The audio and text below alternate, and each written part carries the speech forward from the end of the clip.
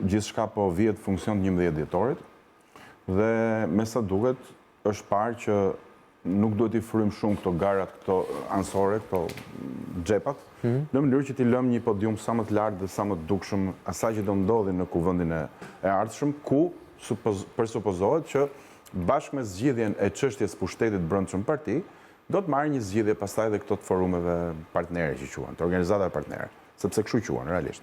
Dhe me status nuk duhet varen direkt nga partia, po duhet jenë partneritet me të. Më korrigjoni nëse gaboj. Së dyti... Po kanë me statut, kanë nivel përfaqësimi, pra nuk është se janë thjesht partnerë.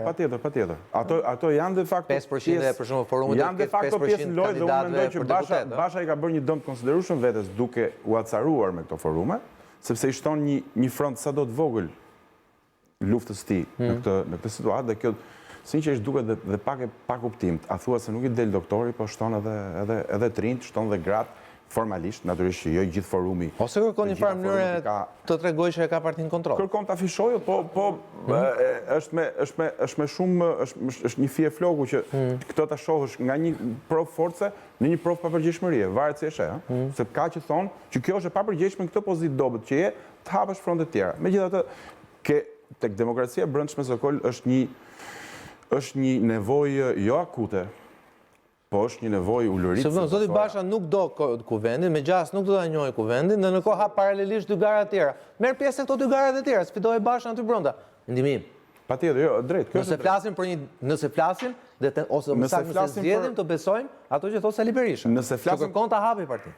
Nëse flasim pastaj për demokracinë e brendshme, dhe aty besojnë është më rëndësishme se këto dy zyrat vogla në godinë e PD-s, sinqerisht, sepse më duket një temë shumë më e madhe, ku gjithë parafolësit dhanë argumentet e tyre pro dhe kundër, unë thoya që është një nevojë ulëritëse që sot partitë shqiptare të demokratizohen. Po prej vërtetë, jo në letër. E kam të vështirë të heq diçka asaj që thot Kadilli, sepse janë gjëra me sens. Megjithëse miqësisht do ta kritikoja që i ka pak të vonuara, megjithatë më mirë vonë se kur. Por fakti që kemi një kryetar maxhorancë, kryetari i partisë maxhorancë, që nuk votohet që nga fitoria e fundit e zgjedhjeve në 2013 flasën partisë, sepse ka unifikuar në mënyrë arbitrare për mendimin tim fitoren zgjedhje politike me nevojën e rivotimit kur i mbaron mandati brenda partisë. Ndërkohë që nga Partia Moderne Evropiane ka dhe sekretarin e përgjithshëm pa zgjedhur, ka të emëruar, Të emëruar, absolutisht. I tha do jesh ti kemi parti të mëdha që nuk kanë më as data, nuk kanë më as agenda, nuk kanë më as garus. Gjithçka është false. Dhe realisht kjo është ajo që quhet partitokraci, se nuk ka brirë. Kjo është.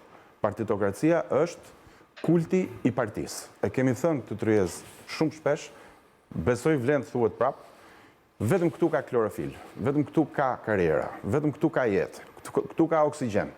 Po dole jashtë, është si ai oazi që tha Kadilli, shkretir e gjitha, futu këtu, luaj sipas rregullave tona dhe do bësh diçka. Do ecësh. Ndryshe, ky kult duhet thyer. Faktikisht dhe për fat keq, unë nuk kisha, bëj një parantezë, nuk kam asnjë lloj iluzioni për figurën e Sali Berishës se çfarë do të mund të bëjë ai. Fjalët e kishte të bukura. Ajo që ti the dhe që nga zoti Bumshi fatkeqësisht nuk mori përgjigje, po shpresojnë që do marrë përgjigje. Po, është që ndërkohë që flet për norma statutore, për parime, për standarde të tjera, ndryshime statuti cakton paraprakisht datën miqis ka caktuar dhe vendin, sepse duke qenë dhe shumë unë s'di ku do mblidhen, sepse 5000 veta që janë... Ka caktuar edhe rezultatin, ndërkohë, po okej, ajo mund të interpretohet politikisht, kur caktimi datës është një gjë formale, burokratike. Problemi fitores është vetëm relativ, Sokol, mua më preokupon që partia më e madhe e opozitës ndodhet jo para dy zgjidhjeve ose dy zgjedhjeve përballë në atë që po luhet.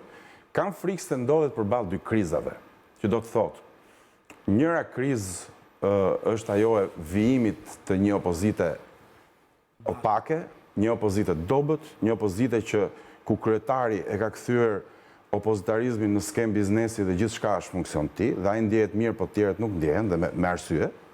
Dhe një opozite tjetër e cila duket sikur jep shpresë, që ka mbledhur një pakënaqësi të madhe rreth një personi, një figure historike, por që është si ajo supa e mirë me një lugë vajguri brenda. Është një garë ku ky personi vet La bon vieille soupe dans les plats tout neufs, thonë Ky është francezët. është një Supa e vjetër, pjata të reja. është një garë ku vetë personi ka hyrë për shkak një halli personal dhe jo për shkak se ishte i preokupuar. Tradicionale Unë nuk mbaj mend nga Kemi barin, tha ministre e bujqësisë. Unë nuk mbaj mend dhe e mbylla nga vetë Berisha dhe për krasit e tij, jo fort larg, po këtë verë, deri në korrik tek kongresi i famshëm, kuvendi i famshëm statutor. Ku zoti Berisha shkoi dhe Zoti votoi. Berisha shkoi, votoi. Edhe hapta Ziluzin Bashës. Edhe hapta Ziluzin Bashës. Po edhe për krasit e tij votuan ndryshime statutore që sot po i qajnë sepse po marrin vesh që faktikisht me ato ndryshime Që ka qenë me të futme, është konsoliduar kryetari që është në zyrë. Pra, deri në verë, deri në shtator, siç ta ka dilli, nuk kishim ngjarje dhe pa prit mas kemi një krizë të madhe demokracie, leadershipi, përfaqësimi, Ideologjia. Gjithçka. Të gjitha krizat kanë shpërthy pa prit mas 8 shtator. A është artificiale kjo, apo është natyrshme? Do t'ishte e natyrshme mbas 25 prillit. Në vjesht është artificiale. Dhe unë kam përshtypjen se zoti Bumçi ka të vështirë përgjigje këtij. Jo, mund të them Ja, po. edhe pastaj Faleminderit që